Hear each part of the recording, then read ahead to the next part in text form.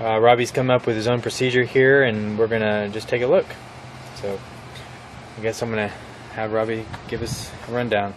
Okay, so this pump is exceptionally clean, but generally when you have a leaking pump, you've got lots of dirt and grime built up in this area, on the injector line nuts, and down in these areas here. So what you want to do is just kind of take some brake parts cleaner and just hit the pump along there, down along here, and then get a toothbrush or a bristle brush and just kind of clean all these areas up real good. Maybe some degreaser if it's really bad, you know, just get all that stuff out of there, and then hit it with brake cleaner one more time just to make sure you just want to knock it off and knock everything out of the way. Now you want to take some rags. Helps to have some old already used rags that aren't really good for anything else, and just stuff them up pretty good down in here to catch the fuel that's going to spill out of the pump when you take the top cover and quantity adjuster off. Get, you know, plenty on top of that alternator there so you don't get too much fuel on it. Yeah, I definitely want to use the rags, even if they're new rags, because the fuel is really bad for the soft rubber parts down below, any coolant hoses or fittings and stuff. Now, first step is to take the top cover off. So you just want to disconnect this line and just kind of set it up here out of the way. And we're using the special Metal Nerd tool to take the triangular socket off. Spin it all the way out. The rest of these are T30s. And I've got some rags up here that I'm just gonna put all my parts on. Okay. Alright, so just break these all loose. It's really important to use a high quality Torx driver on these. More so on the head bolts than the top cover bolts, or you know, any of the quantity adjuster bolts. But the head screws, two of them are really shallow and require a really nice fitting socket. If you buy a real cheap set, you can break off the bits in the sockets or round off the heads of the bolts to make it really difficult to get the head bolts out. So, you know, something Craftsman level or above to make sure that you don't round out the bolt heads or break off the socket. Alright, just leaving the fuel lines connected, and I'm just going to lift this off, and it's going to splash some fuel down there. This is the top cover of the quantity adjuster, and it shows the black seal right there that we're going to replace. And I'm just going to sort of wrap this in a towel and put it up here out of the way, and it won't really stay out of the way until I get the rest of the quantity adjuster out, but that's next. We need to mark this first, just as a rough reference for when we put it back together. Yeah, you definitely want to mark the quantity adjuster relative position to the body of the pump before you take the quantity adjuster off. So when you go to start it again, So I just put the knife between these two parts, which is the main pump body and the quantity adjuster body, and I push relatively hard and pull it straight up and get a mark. Then I do the same thing over here, and those are my two marks. And again, those are pretty rough. We're gonna later dial in the injection quantity perfectly with VAGCOM. So before I actually do anything else with the quantity adjuster, I'm gonna loosen and remove these two screws. This is on the pump head. So the upper front side pump head bolt, I'm going to go ahead and loosen that, take it out, and get the brackets out of the way. These are the ones with the big black heads. There's also a 5mm underneath that one. So you have a mixture of T30 and then 5mm Allen holding the brackets on. The head bolts are the Torx, and then the extra bracket bolts are 5mm. And I've just realized that it's actually easier to do this with the injector lines out of the way, so I'm going to go ahead and pull those. Because we also have to pull this electrical connector down here, so we need to get these out of the way. Okay. The way I do this is just kind of pop them with my palm, because they get pretty tight. This is just an open-end Craftsman wrench. You can use a flare wrench, which is kind of like a box end with a notch cut out of it. Not totally necessary. An 11/16 SAE wrench will also work for this. It's actually a tiny bit tighter than a 17.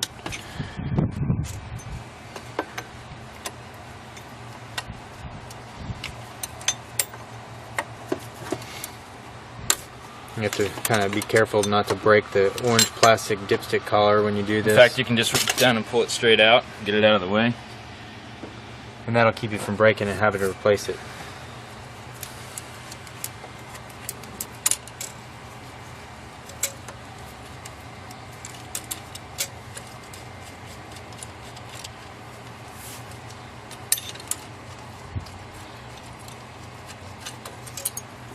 Set those up there in a clean spot.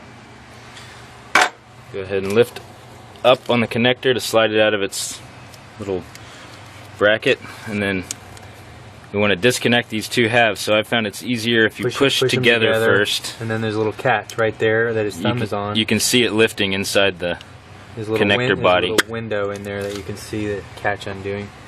Now we're going to take, the idea is to get this whole thing over into here with the quantity adjuster all put off to the side. So we need to open up this little clip that holds the 10 wires for the injection pump. Little wire harness keeper. Get it out of there. Now we can access that 5mm bolt on the bottom to get the entire connector up and out of the way. This is a 5mm Allen on the bottom.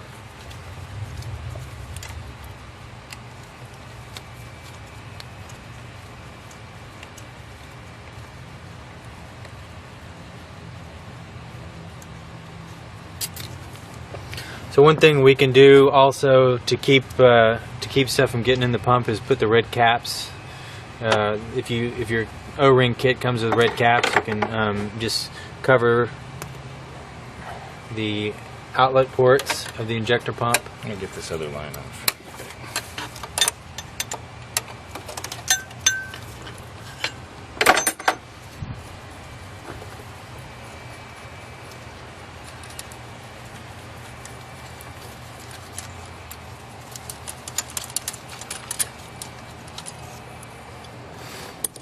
I'm going to stick these caps on here.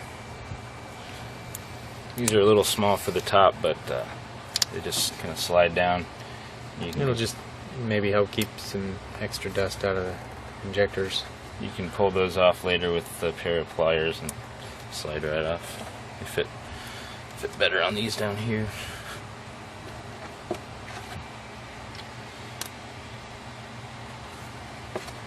The pump's going to be dribbling fuel here for a while with these lines off. So now that we've got the lines out of the way, we'll go ahead and stuff some more towels in the underside on the line side to catch those dribbles.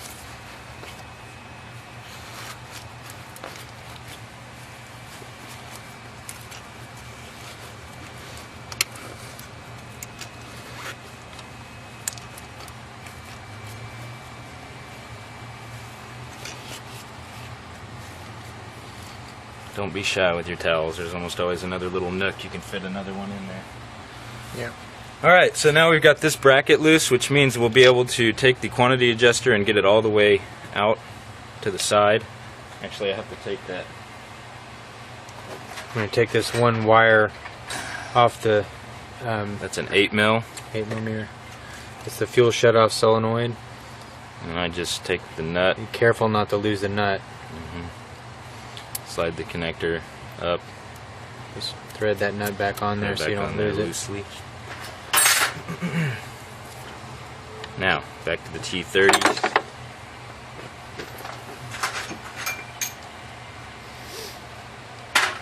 You see the right here. You can see the fuel temp sensor, and it's just held on by two little tiny torque screws.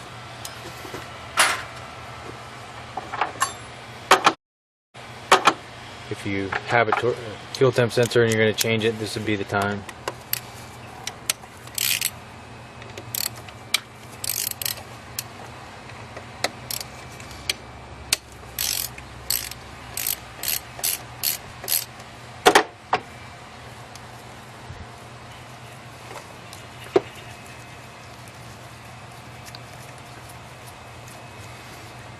You'll note a difference in the bolts that hold the top cover on and the lower cover.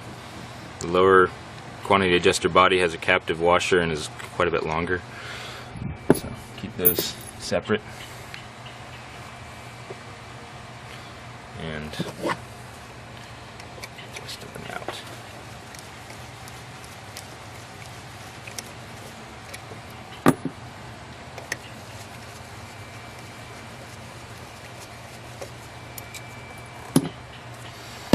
I'm going to have another little splash here when this comes out. Okay, so we've got the quantity adjuster just sitting over here to the side. This doesn't want to stay out of the way, so we're just going to put a zip tie through it.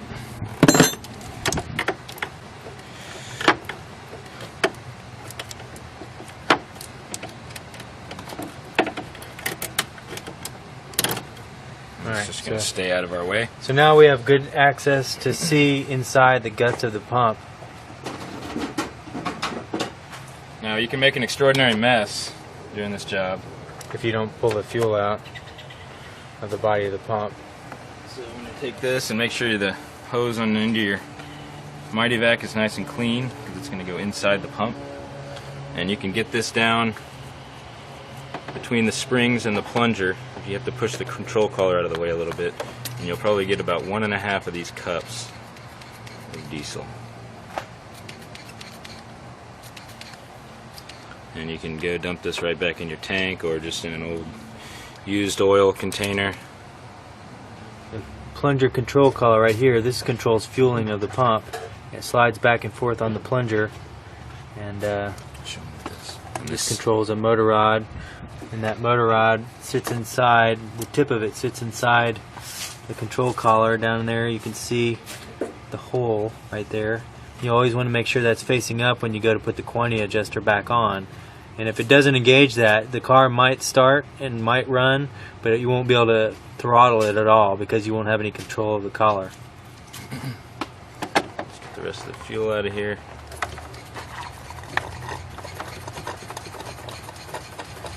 This is going to save you quite a bit of mess in your driveway if you are able to get this out. Now we have access to the guts of the pump. When you go to change the O-ring on the head seal, we can see what we're doing inside the pump to make sure that everything stays where it's supposed to be, which is pretty important for keeping the pump together. So Robbie's going to take the upper timing cover off, and he's going to use a cam sprocket holding bar to rotate the engine until the pump is on cam. This is the. You can use this, one of these, or Metal Nerd sells one that's similar, or you can use a 19mm 12-point half-inch drive socket on the crankshaft pulley bolt to turn the engine clockwise. So let me get this in here. And the idea here is that we're trying to watch this until this cam plate portion moves as far out as it will possibly go in order to maintain adequate spring pressure on the.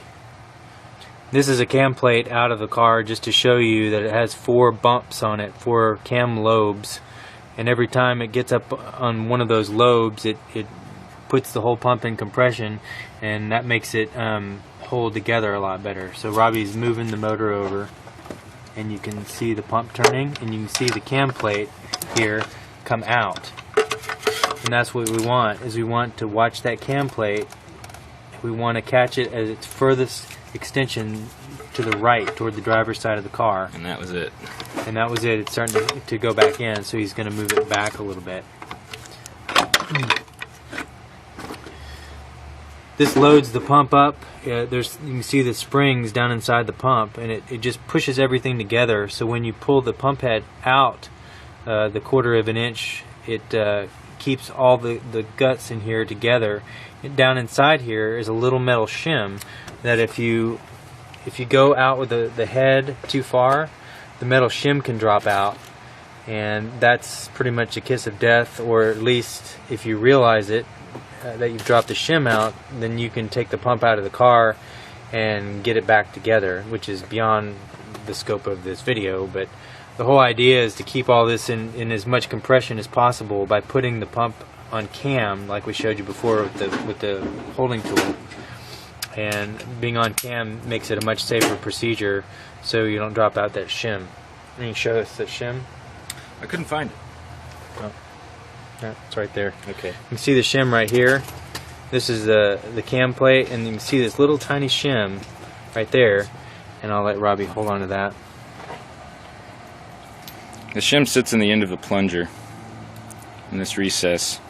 There's a drive slot and a drive pin that causes the plunger to move when the can plate rotates, and those have to sit together and maintain their position relative to each other and not allow the shim to fall out. But I don't want to drop it, so I'm not going to demonstrate. But if you back the pump head too far out of the body, then you've lost your compression here, and you're going to drop that shim. Yeah, if that shim comes out and you hear anything, or if by putting the head back in you run into resistance, you might have dropped the shim out, and you need to stop what you're doing and figure out how to get the pump out of the car. Right. Okay, next step, we got to take this. Got to take the Fuel shut-off solenoid. And I'm using a big socket, a big 1/2 inch, but you can just use a 12. It's a 24 millimeter wrench. 15/16 also works fine for that. And the only thing to watch out for here is that there's a plunger down inside this hole, and sometimes the plunger sticks down in the hole. There's the plunger right there, and it has an O-ring there at the base, which is in the full Bosch kit, but you rarely need to replace that O-ring. And there's a little spring underneath the plunger, and you just need to make sure that if it comes apart or if the plunger sticks down in the hole, that you pull the plunger out and pull the spring out, and you just put it together, and it's nice and springy.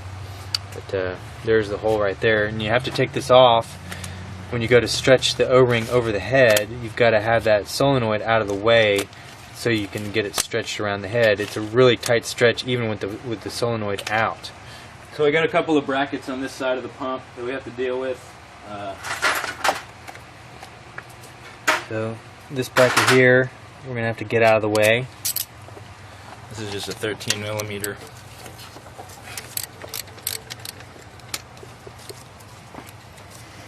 And it holds the pump to the pump bracket. There's some additional 5 millimeter. See the 5 millimeter underneath the red cap?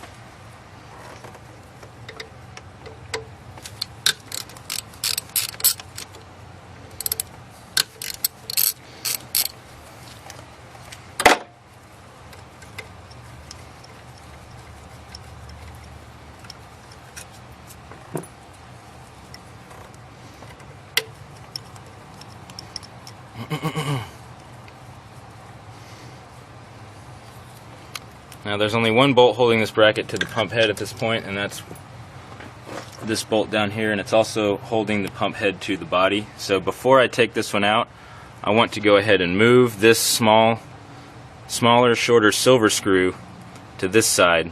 We have another of these silver screws down in this corner. So when we extract the pump head from the body, we want screws in 2 positions, here and here. And so this one has to move over. So I'm going to go ahead and do that right now. It's also a T30. It has a very shallow head. You want to make sure and use a good quality bit and make sure you're pushed in really tight into this thing, and hold the head of the ratchet when you break it free, because it'll slip out and strip out that head if you don't. The pump head's not going to move when I do this, because it's got 2 other bolts holding it flush to the body. Yeah, as long as you have at least one of the 4 screws holding the head down, the pump head isn't going to move. So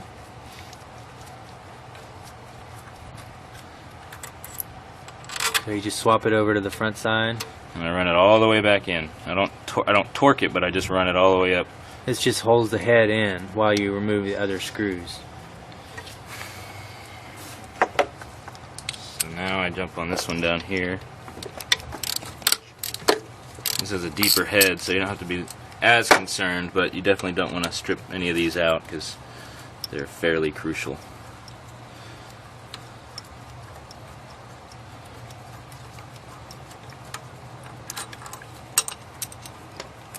This bracket comes off. If you do ever strip one of the heads out, you can replace them with just regular Allen. You can replace them with just regular Allen screws, and they're 50 millimeters long. It's 6 millimeters by 50 millimeters long. Alright, so now I'm going to back the pump head out of the body. Again, I've got this on cam, so we've got maximum spring pressure holding the plunger shaft up against the cam plate, and we've got spring pressure pushing the pump out for us. So we're not going to have to do any work to get the pump to come out of the head. It's all going to be done automatically by the spring. That's loose. And can you see a gap opening up yet? Yeah, there's our gap. We're starting to get a gap right here, and this gap we're gonna watch this gap very, very closely because we don't want that groove to come out. There's a groove on the head, and you can see here with this other pump head that I have here. You can see that groove, and we're just backing the head out as far as we need to just to get at that O-ring in that groove. We don't want to go any further than that. Basically, once you get these two loose, they can be done by hand almost all the way out. You may need to put the wrench back on it a time or two, but essentially it's all hand force at this point. And you want to make sure you maintain an even gap all the way around. So just a little bit at a time on each screw. And here is the point where you would be making a big mess if you hadn't pulled a bunch of fuel out of the pump already. Yeah, once you get that O-ring past the point of the body of the pump, then it'll just dump fuel out if you haven't if you haven't pulled it out somehow. I mean, we're starting to see the O-ring here a little bit on that side. Starting to see it over there too. Now we can just look back here and see that we're still pretty solidly together here. The plunger shim is in no danger of coming out at this point, and we're almost all the way to the seal. The pump head is very solid. It's not moving at all. So I'm just going to continue to pull these loose until we can see most of the seal.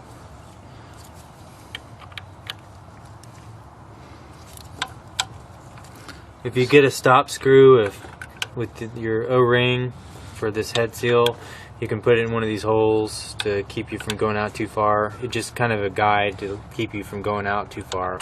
But just have to eyeball it and just don't go out any further than you need to.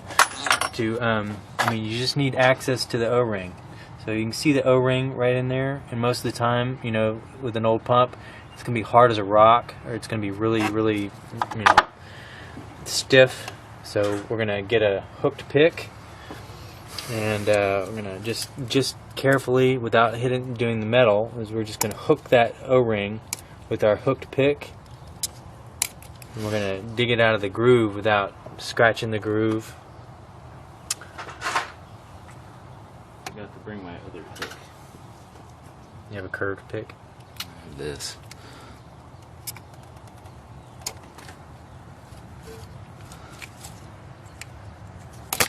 Oops. See, he went ahead and The seal is broken now. Broke the O-ring, which is fine. Sometimes they'll come out in several pieces because they're so brittle and hard. You just want to make sure and get the whole O-ring out. And it just came out all together like that. That's very lucky of us. Sometimes they come out in pieces. You just got to make sure that groove is completely open. So you can set it on a piece of cardboard here, and you know, get an idea of the diameter, and then set it against the O-ring that's going back in there to make sure you got it all. But you also use a mirror, you know, just to make sure that your groove is good and open. Let's show that. So if you get a mirror down here, you can shine a light up in there.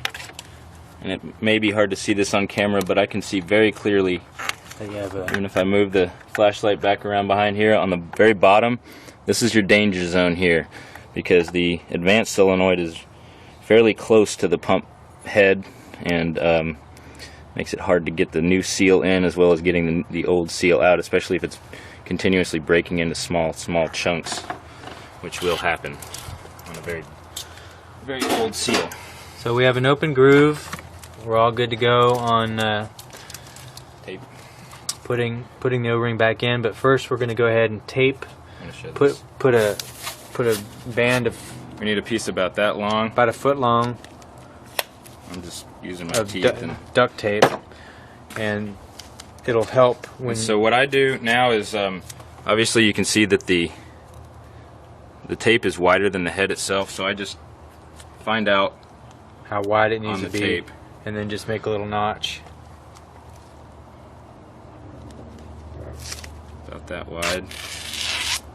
Just tear down to a strip that's about length. 2 inches wide is about right. Maybe And an then 1 3/4.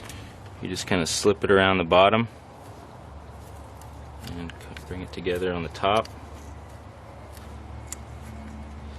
Now we're ready to put the new seal in. So we've got this new seal here, and I like to put a little bit of grease on it. I just use a small amount of this axle grease, and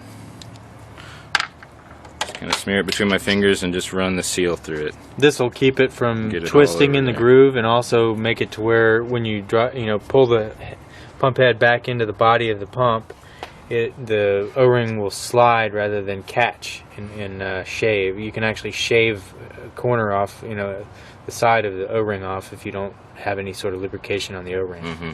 Okay, so it's very important to note at this point also that the pump head does not wobble significantly. It feels very firm, and that we've also got a good solid interface here. There's nothing loose in here except for that, which is never going to be tight. So I just take the new seal, and this is kind of the most difficult part about the job. And it stretches an amazing amount. The seals are incredibly. So it's dropped into the groove here. I'm just going to grab my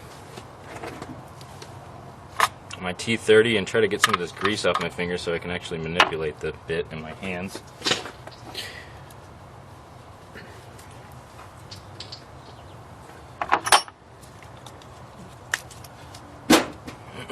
The seal that we're using is a Viton seal, which tends to regain its shape again better than the green seal that comes with the Bosch kit. And, gonna reach in here and grab the seal to keep it off the threads as I back this screw out.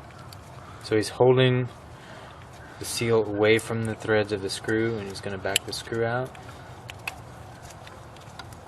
You're only gonna back one screw out at a time, just enough to where the O-ring can be slipped back, let back into the pump. And then I just drop it, and it falls right into the groove, and I put the screw right back.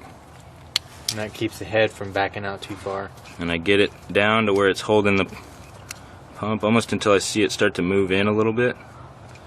And as you move in here, you'll actually start to come out there, so it's good. You get a more solid hold, and you get yourself more room on the side you need it. So I'm going to do the same thing here. You can use a bent paper clip for this. Also, and the reason why you hold the seal away from the threads is the threads, as they're rubbing across the seal, might actually scratch the seal, compromise the seal in some way. So you just hold the seal away from the threads of the screw. Pull the screw out, drop the seal back in the groove, put the screw back in, and hand thread the screw back in.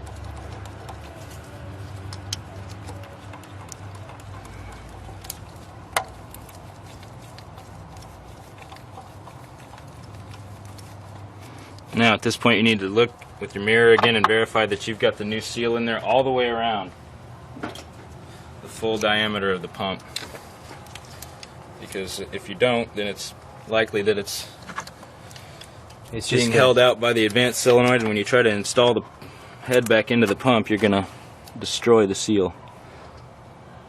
So let me actually get right there. So with your mirror and a flashlight, just get the mirror up under there and, you know, verify with Helps to actually take the tape off at this point too, because you don't need it anymore. Yeah, the tape is on there just to keep the O-ring as clean as possible when you're dropping it in. Yes, it's perfectly set in its groove. So the seal's in the groove. And then you can just run it all the way back in by hand, just like you pulled it out, just a little bit at a time.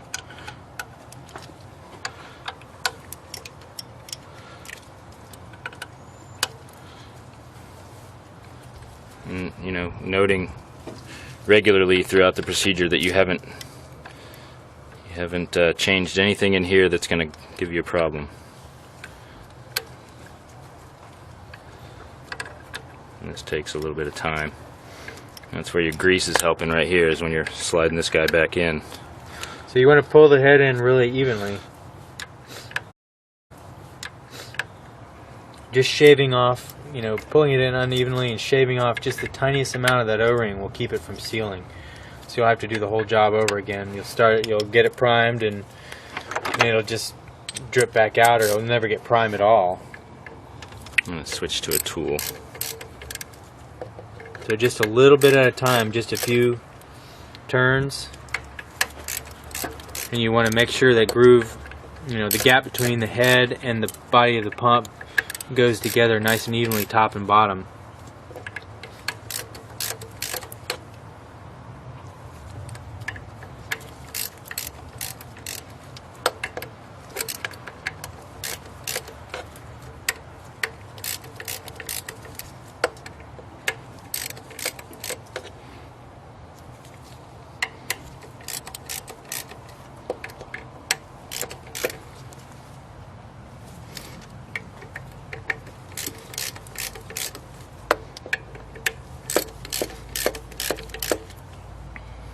So we're getting pretty close for the head, you know, to be all the way back in.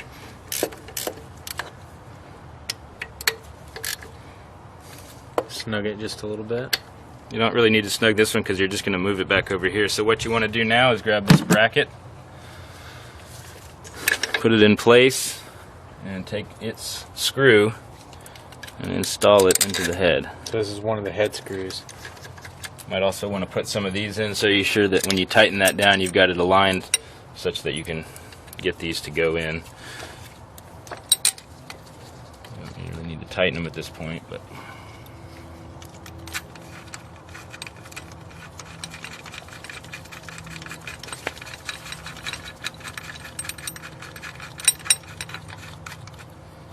I will anyway.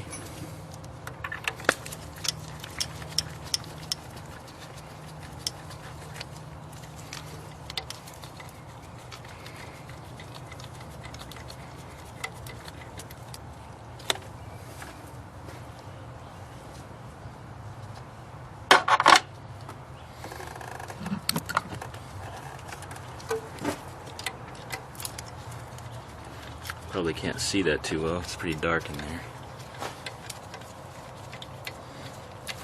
Now I'm going to snug this one up down there in that corner to its final torque value. It's about, what, about 10 or 15 pounds? Yeah. And just good and snug. I mean, now I'm going to pop this one back out and move it back to its original location. And then at this point we're done with the head seal and we're going to move on to the quantity adjuster seals. I'm going to put that shut-off solenoid back in. Right, yeah. Yeah, I almost always forget to do that, and then I have to go put it in later with a wrench instead of my nice.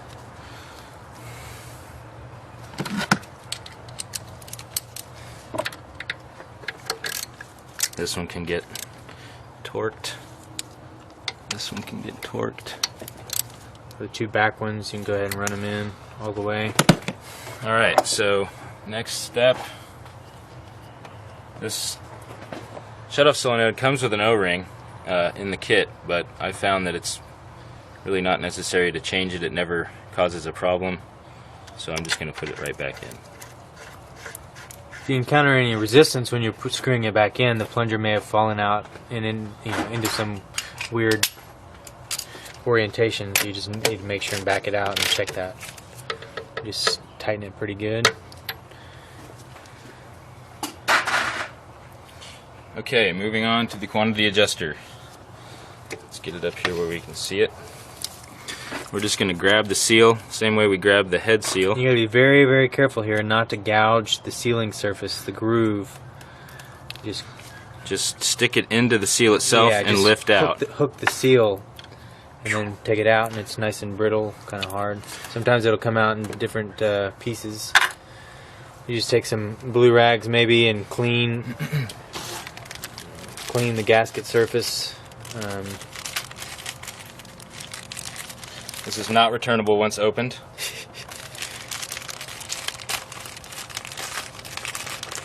And you want to make sure you try to put the right seal back in the right spot. So in the Bosch seal kit, there are 2 rectangular seals, and you can match them up to the old seal before you put them back in there. There's a little arrow. And these are Viton seals also. They're from Bosch. They come as Viton, and so they're compatible with all fuels. You can also see this. There's a keyway. There's a little triangular notch on the edge of the quantity adjuster. This is the lower quantity adjuster seal that you need to match up.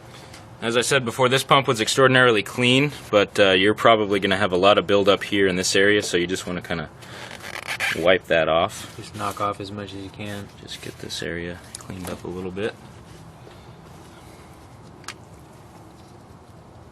Make sure you put the new seal in. That's upside down. You match up that notch. Just make sure it's down in the groove. Might take a quick wipe on the surface on the body of the pump with the new paper towel, and wipe away from the body of the pump, so you're not knocking anything into the pump. Okay, this is very important that you get this quantity adjuster rod into the control collar you can see that recess. That hole down in there, and you just want to make sure, you're going down in there. And you can see it almost all the way up until the last second, and that's pretty sure that went in. So I'm just going to get my marks lined up roughly. Grab one of my quantity adjuster bolts and grab myself a T30 to run it in with.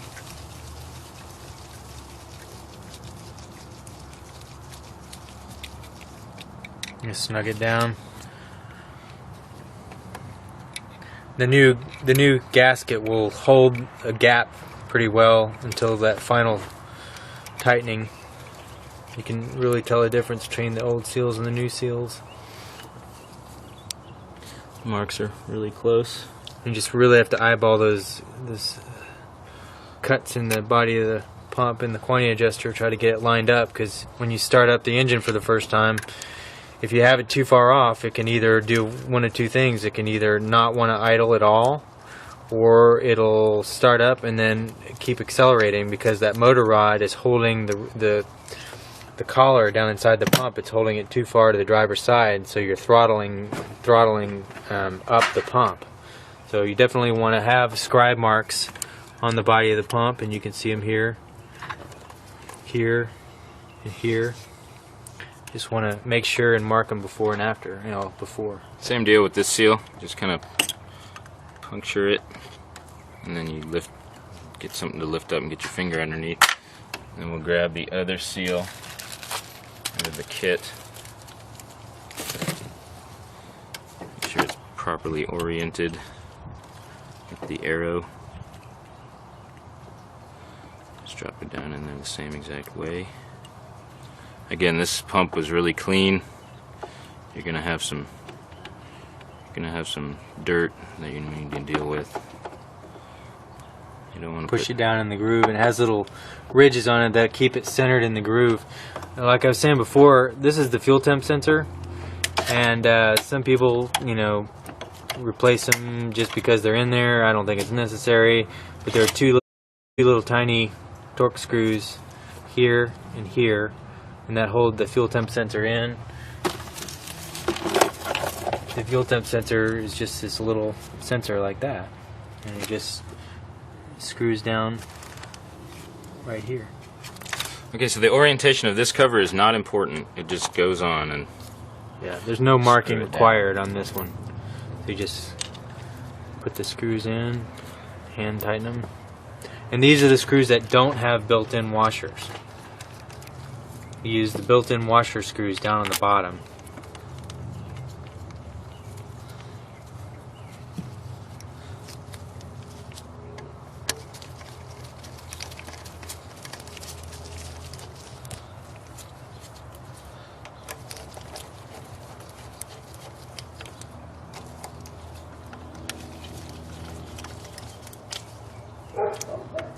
Just tighten them all nice and evenly.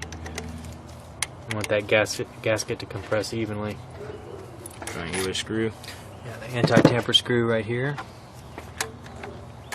goes down through both the top cap and the bottom quantity adjuster union. We're just going to snug it a little bit to keep it from sucking air when we try to prime it. I'm going to go around and do all of them real quick. Just put a light torque on them. These actually you can torque all the way because we don't need to move these ever again. These we might need to move, so light torque. Would you say it's likely that you're going to have to move the lower union? Yes. Okay. The marks that I made were very rough, and It's a very fine adjustment on the quantity adjuster. For some reason, whenever I do this, the car is usually set at about 10 to 12 when I get it back together, and I need to bump it back down to around 3. Three what? 3 milligrams per stroke. stroke. I'm not really sure what that unit is, but Yeah. So we're going to make sure we put the fuel shutoff solenoid wire back on and then tighten it down. now we can put this bracket back in. So we've got one black screw left, but I don't know where it is. Here it is. Throw that in the trash. Going to run the black screw through the bracket. We have this one 5mm Allen bolt. Secondary hold down for that little bracket.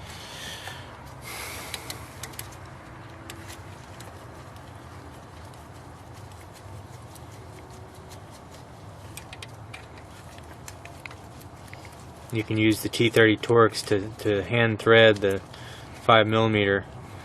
It's the same general size, just don't use it for tightening it down. Go ahead and tighten down that T30.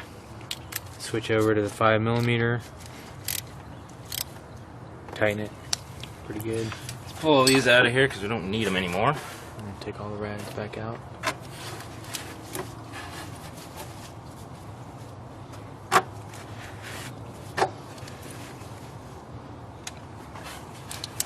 So we did a fairly good job of containing that. Got one more down there. Power steering pump. So let's put this connector back. And this little clip along with the line for the oil pressure sensor.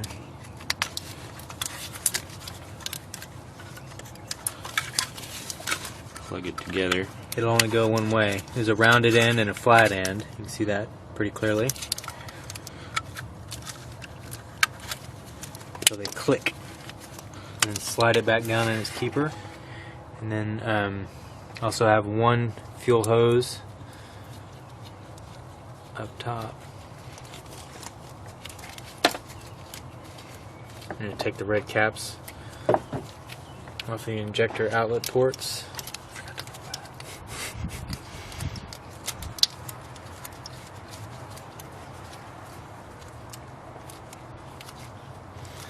If you're working on a Beetle, you really want to pull this vacuum reservoir as well. It really gets in the way. Golf Jetta doesn't really matter quite as much.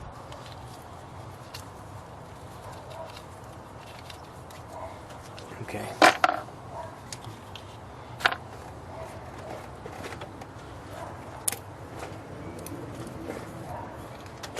Oops, got that one.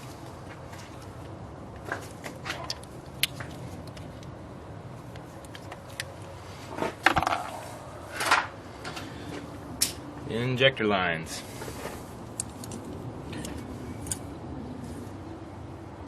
You want to put the backside on first because you can't get to this lower nut very easily when these lines are in place.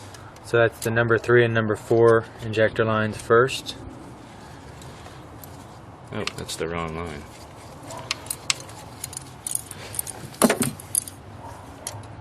No, it's actually the number 1 and number 2 injector lines.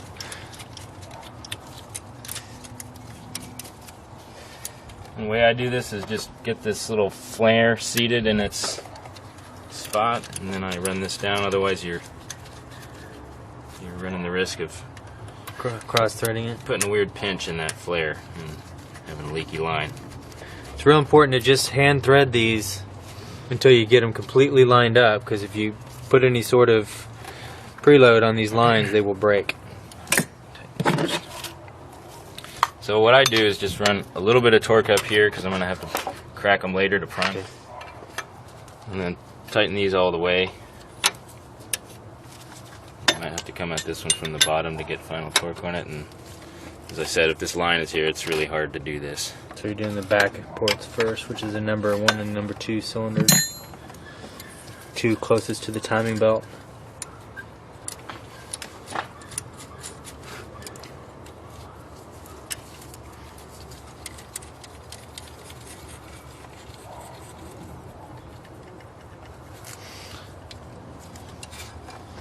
Again, seat the flare. So you're pushing the flare down in the injector before you're threading the kept nut on the injector line. This makes sure that you get it nice and centered and it doesn't have any weird angles on it.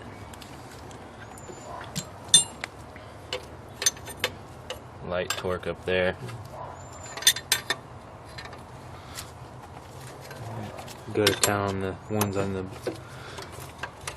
pump head. I don't know about going to town, but Well, you know, just get them pretty good. get them tight. Alright, we can put this guy back in.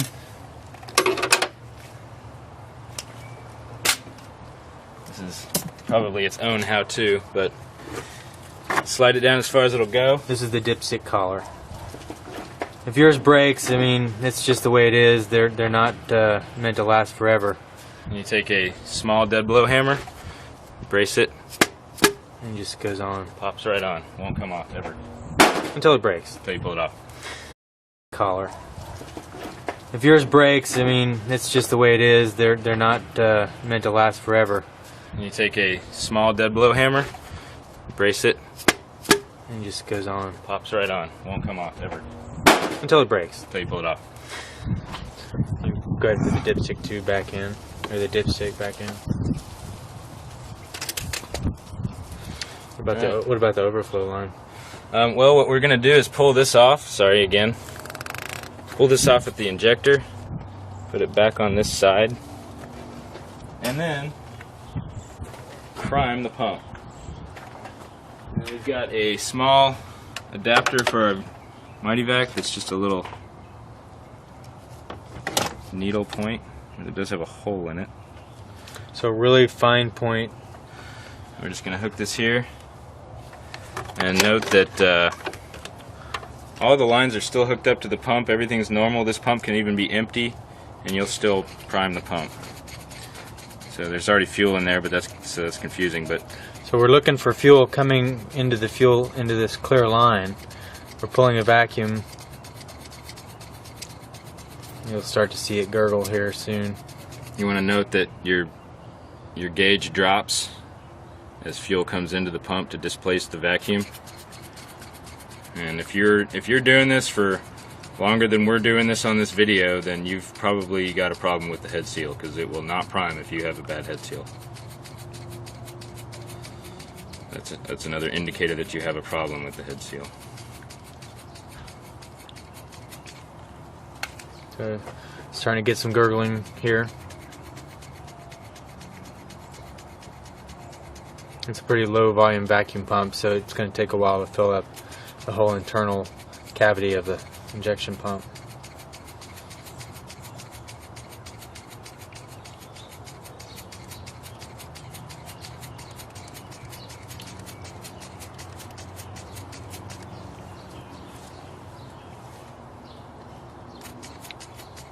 There we go. And we're starting to get a good column.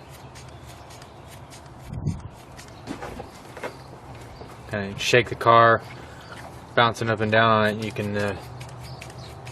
That's it. That's fully primed. So basically, more or less. Yeah, I mean, see you can sit here for a couple days waiting for those bubbles to come out, but they're really never going to go away. So just release the vacuum. detach the line right there. Stick it back on the number 4 injector, which is the one furthest from the timing belt. Now it's also a good idea at this point to run the motor over a couple turns to make sure that you haven't dropped that shim and it's binding up in the pump. I mean, this is just a safety precaution, but obviously if you can't turn the engine over, then you have a problem. Make sure it's not in gear. It'll usually, bind up. Something won't turn It'll bind up immediately if you have a problem. This is a successful install.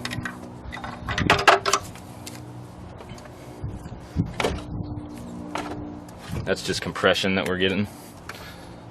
So, yeah, nothing's stopping the engine from turning over. All right, we're ready to start the car.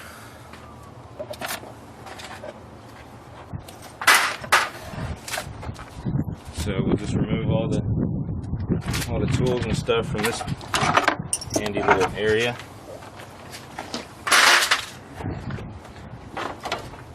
Retaining our 17 that we're going to need for priming the lines. So, Grant, if you would, and I'm just gonna signal to you. I'll stand right here, and when I go like this, just don't stop cranking, and then I'll tell you to crank again. So I'm just gonna pick two. Pick 2 lines, crack them open. He's gonna crank it. We're just looking for fuel shooting out. On the stop. Fuel spurting out of the fuel at injector these lines. So we're going to snug them back down. And then you're going to break open the 2 that you didn't mess with the first time. Okay, crank it, but don't let the engine start.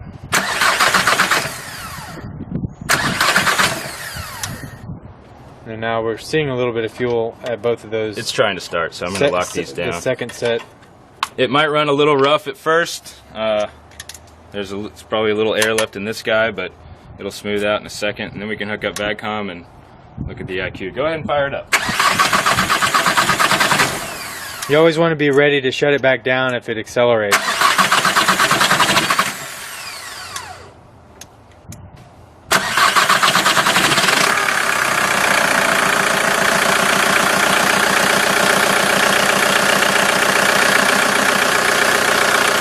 Not leaking. Not leaking. Not leaking. Not leaking. Not leaking.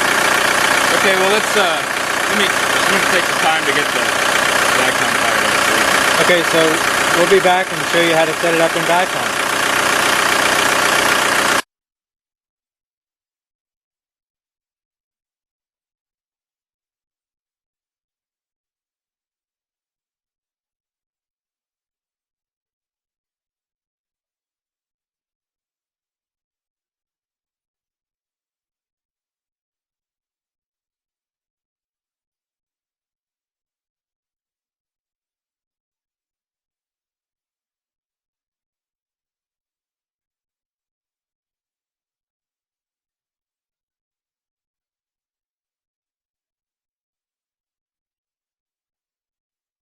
Okay, we've been letting this TDI run for a little bit. We're going to set IQ.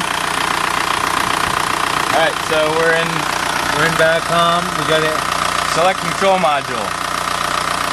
Takes a second. You want engine? And you got to wait for it to come up. Finding the ECU. There it is with the BD, the 2000 car. So we're going to go to measuring blocks. We're going to go up. And we see that What block are we going to? this is block 1. Okay. And we're at 9.8. About round 10. 10 is way too high. The number is too high, so we need to adjust this, and I'm going to get my T30 and my special Metal Nerd socket, the small dead blow hammer that I use to install the oil dipstick tube, and a small block of wood. We got 71C on the coolant temperature.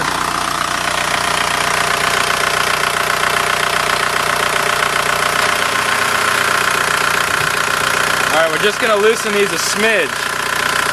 You don't want it too loose because you only want it to be able to move just a tiny amount.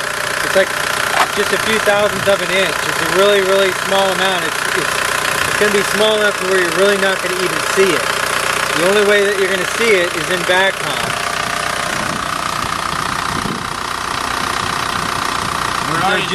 Just loosening the screws brought it down from 10 down to 8. So you see a little tiny hammer, he's knocking it away from the timing belt just a tiny bit until we bring that number down.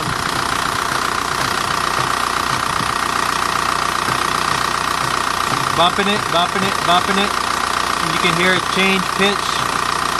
He wants to get it right around 3. that's a little low, but we can. It went too low, so I'm going to just give it a tap back. So and now we're back up at 2.4. That's perfect. 2.4. We're just going to snug all this stuff back down evenly. Just kind of go around and hit all these. And if you'll notice that as I tighten these, that number's changing. So he's tightening 1.4, just that little tiny turn I did on the special screw. Now I'm turning the other one, it's back up to 2.4. When you turn one on the opposite end, it's going to drop down again probably. So just tightening the screws, compressing that gasket, just that alone makes the number change. So he was shooting for 3, and it looks like we're going to get right around 3 just with tightening the screws down. Go ahead and torque them down, but not going to go crazy with them because you're going into aluminum.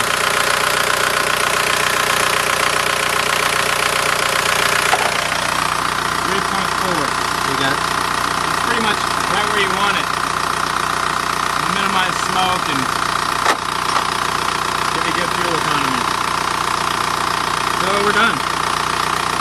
That's it. We'll go for a test drive and see how it runs. And probably want to, at this point, use your brake clean and clean all the unions that you separated. You want to make sure after you go for a test drive that you have no more leaks. And cleaning, degreasing all these unions with the brake clean is a good idea to make sure, so you can see a leak if there is one. You also want to make sure and put that upper timing cover back on the timing belt before you go for a drive.